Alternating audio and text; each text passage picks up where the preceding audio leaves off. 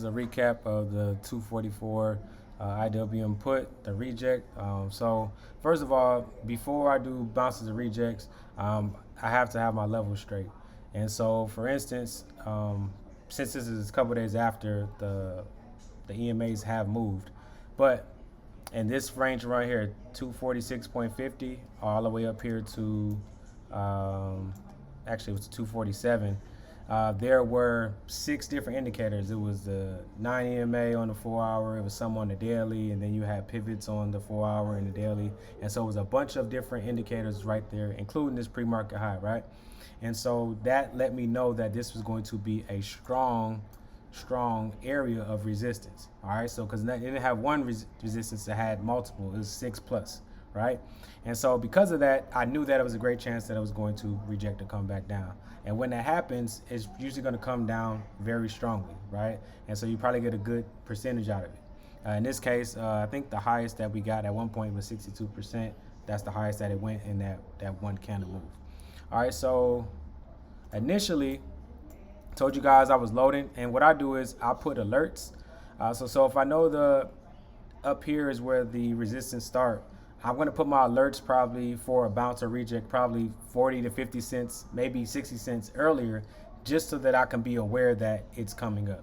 And so for right here, I have my alert around 246.12 to let me know that, hey, it's approaching, right? It's a strong, and I put strong reject approaching, and I put the area. So that lets me know, of course, what's happening. And so initially I put, loading IWM, I told you the area, and I said I wanted it to come higher, right? Actually, before that, at 9:05 is when I initially started talking about it. And then as you see, where's 9:05, right? 9:05 was right here. So it rejected earlier. And I was like, damn, all right, because I thought I missed it. I thought it hit the reject area early. But of course, this was the 200, this red line right here. So it bounced back up, it came back up. But again, this is a strong area. So unless that it comes with a lot of bullish or a big hope green candle, then it's probably going to reject back down, which it kept doing all throughout the day. And so I told you guys, I said I'm switching to 7 contracts, and I said a 246.30 area because I didn't think it was going to reach all the way here. And then sometimes when you're getting a bounce or a reject, you kind of want to get in just a little early before it rejects, right? Because you want to catch it. And so I told you guys 246.30, and I got in right at the start of this candle. And so it went up a little bit, and then we were able to catch it down, right? So it came down. We had 35 right here. Came down 35%.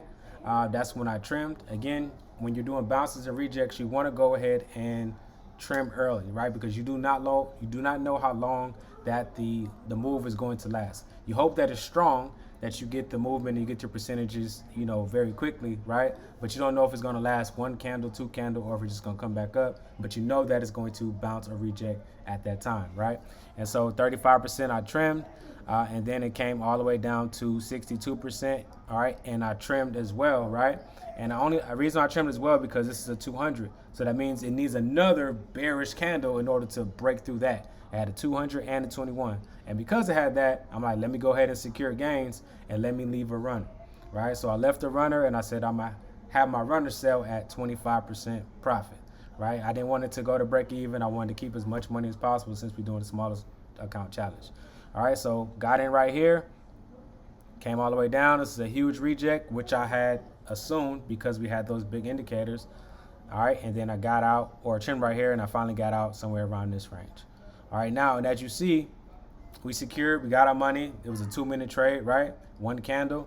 But as you see, as it kept reaching this resistance area, it kept rejecting, and it rejected with authority later on. Why? Because those were huge area of resistance, and it was a supply zone, which means that's a reject area as well. So again, that's how I, knew or predicted that it was going to go ahead and have a nice reject. And again, have your level set, and you can go ahead and get into a trade with confidence.